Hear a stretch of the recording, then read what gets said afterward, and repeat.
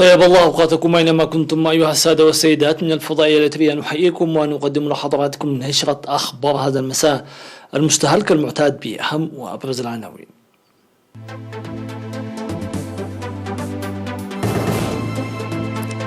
تعزيز المساهمة الشعبية للتنمية في إقليم شمال البحر الأحمر.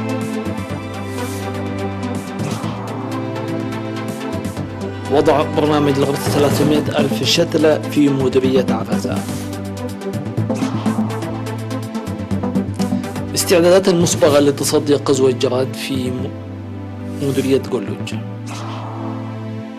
انفجار قوي يهز قاعدة عسكرية في مقديشو.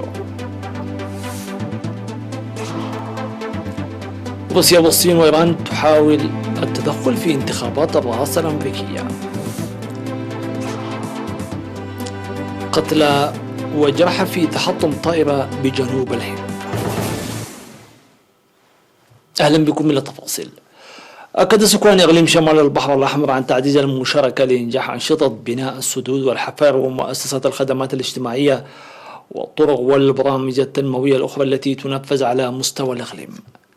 وأشار السكان إلى أن برامج التنمية المنفذة حلت حسب الأولويات المصاعب التي كانت ماثلة، وسيعملون جاهدين لدعم أعمال التنمية والبنية التحتية وتخزين المياه. وأعرب السكان عن ارتياحهم لبناء المدارس وصيانة الطرق.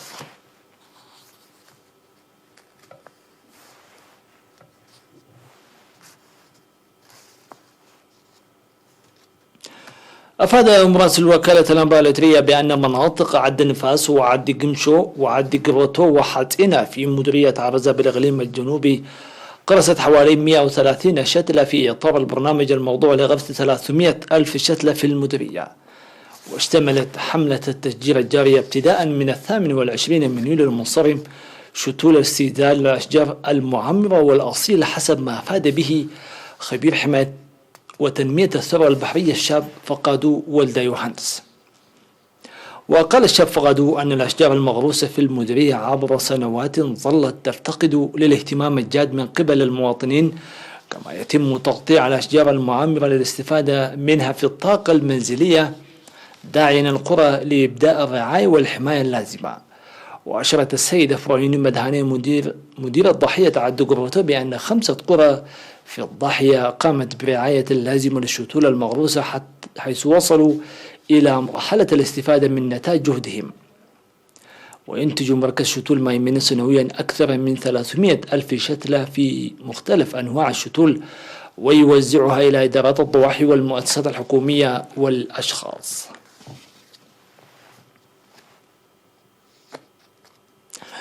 قامت مديرية قلوج بإعداد نقطة لمكافحة قزوة الجراد المنتشر في دول أفريقية مجاورة. وأوضح عضو موحدة مكافحة الآفات المتنقلة الشاب عايز رزقي عن تقديم دورة تأهيلية لحوالي 1000 شخص من المواطنين وأعضاء قوات الدفاع في المنطقة، تركزت حول أنواع وطبيعة وخطورة الجراد وسبل تساعد في تمييز الجراد عن بعضه ونقل المعلومات والخطوات التي يمكن اتخاذها للوقاية منه ورش المبيدات القاتلة. وذكر الشاب زهاي بأنهم قدموا دورة للخبراء الزراعيين من 16 مديرية بإقليم القاش بركة فيما تمت صيانة أدوات الرش وتجهيزها. وأشار إلى أن الاستعدادات المسبقة تهدف إلى مكافحة قزوة الجراد والتقليل من الأضرار التي يمكن إحداثها، مناشدا القيام بالمتابعة الجادة لمناطقهم والإبلاغ الفوري في حال ظهور أي آفات جديدة. من جهته قال مدير مديرية قلوج السيد دسيزر مريم أن إنشاء نقطة لمكافحة الآفات المتنقلة يساعد الجهود الجارية، داعيا الدارسين لتطبيق المعلومات المكتسبة ونقلها إلى الآخرين. ساهم أصحاب البساتين في منطقة عالة بتقديم 20 كنتال ذرة للمحتاجين في بلدة قادين بمديرية دقم حرب بالإقليم الجنوبي. وفي ضحية ماي ورقي قدم 5 محسنين فضلوا عدم ذكر أسمائهم مساعدات ل30 من المحتاجين. في غضون ذلك أعفى أصحاب المنازل في مناطق ماي ورقي ومتألو وما يتعدى مدفوعات إيجارات البيوت للمستأجرين.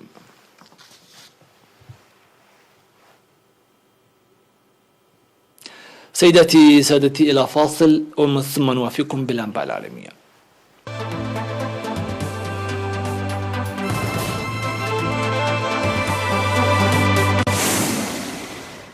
أهلا بكم من جديد. قال مسعفون أن انفجارا قويا هز قاعدة عسكرية في العاصمة الصومالية مقديشو قرب ملعب رياضي وأسفر عن مقتل ما لا يقل عن 8 أشخاص وإصابة 14 في انفجار أعلنت حركة الشباب مسؤوليتها عنه. وقال عبد الله محمد وهو ضابط بالجيش برتبة رائد في تصريح لوكالة رويترز للأنباء أن الانفجار كان هجوما، وأضاف أنه كان تفجيرا بسيارة ملقومة في الأغلب. فيما قال عبد العزيز أبو مصعب المتحدث باسم العمليات العسكرية لحركة الشباب وهو يعلن مسؤوليتها عن الانفجار أنهم نفذوا عملية استشهادية ناجحة على قاعدة عسكرية كبيرة في مقديشو.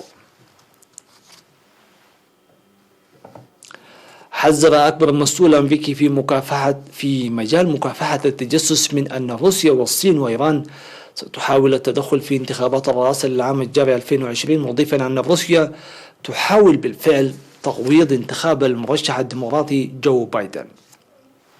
وفي بيان علني غير معتاد قال ويليام إيفانينا مدير المركز الوطني للأمن ومكافحة التجسس أن تلك الدول تستخدم التضليل الإلكتروني ووسائل أخرى في محاولة التأثير على الناخبين وإثارة الاضطراب وتقويض ثقة الناخبين الأمريكيين بالعملية الديمقراطية.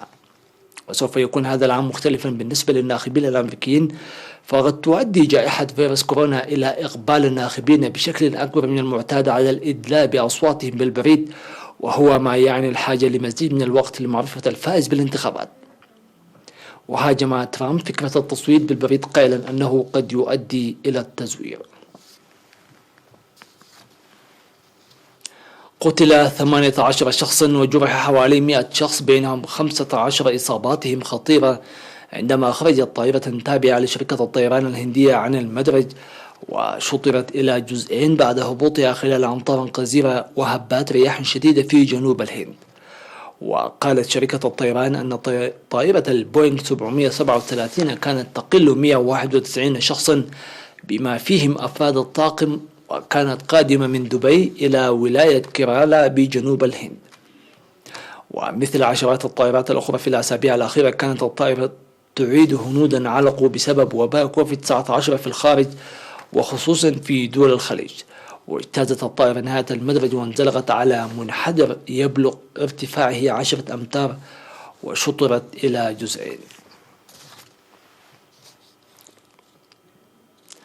أعلنت السلطات في موريشيوس حالة الطوارئ البيئية وناشدت فرنسا بتقديم مساعدات عاجلة لوقف تسرب نفطي من سفينة جنحت قبالة شواطئها، ما يهدد بتلويث مياه الجزيرة المدرجة على قوائم المحميات البحرية. وكانت الناقلة المملوكة من شركة يابانية لكن ترفع علم بنما محملة ب3800 طن من النفط عندما ارتطمت بشعب في بوانت ديسني، الموقع المدرج على قائمة المحميات البحرية قرب المياه اللاذورية لحديقة بلوريا المائية. وأعلنت وزارة البيئة هذا الأسبوع بأن النفط بدأ يتسرب من السفينة فيما سارع متطوعون إلى الساحل للاستعداد للأسوأ. وصلنا بهذا إلى ختام هذه النشرة، في أمان الله وحفظه.